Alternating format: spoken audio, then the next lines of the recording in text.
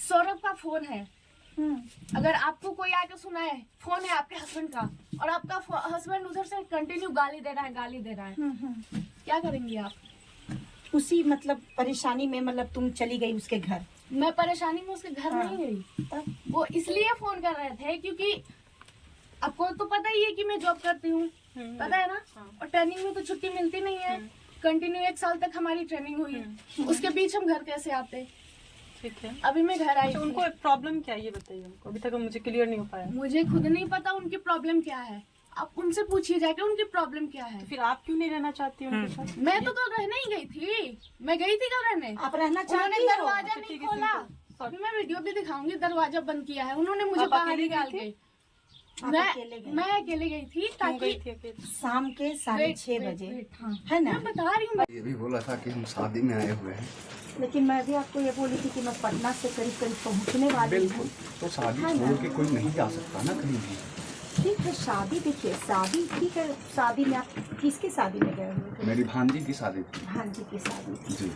मान लेते हैं अभी आप घर पे मिल गए तो आप फ्री भी हो सकते थे। आप उनको बोलते मैम ठीक है मैं 3 बजे तक पहुंचता हूँ, चाहे 4 बजे तक पहुंचता हूँ। आप एक टाइम दे देते मैम, इस टाइम तक हम आ सकते हैं। हाँ, ऐसा है, इन्होंने जब फ़ोन किया था, ये सरिता राज हैं, इनको मैं जानती हूँ।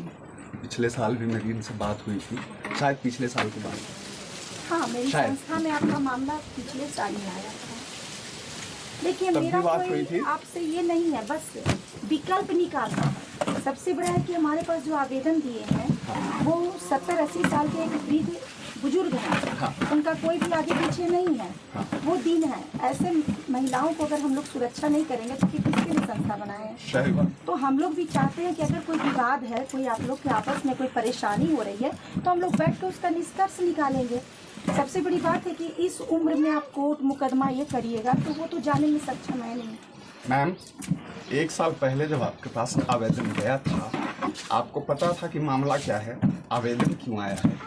1 साल तक आपने इसके ऊपर कार्रवाई की। Ma'am, just I am asking to you, आपने 1 साल पहले जब आपका आवेदन मिला तब आपने उसके ऊपर कोई कार्रवाई लड़का के पिता थे, आप लोग शायद आपसी सहमति से आवेदन को रिटर्न करवा दिए।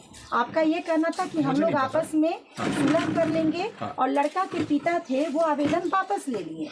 तो इसके बाद इस बार क्या हुआ है कि जिनके साथ आप लोग का ये हुआ है, जो हम वृद्ध लोगों का जो बात कर रहे हैं, वो तो लड़का के माता पिता है नहीं, वो तो उनके घर में लड़का रहता है, पढ़ता लिखता है।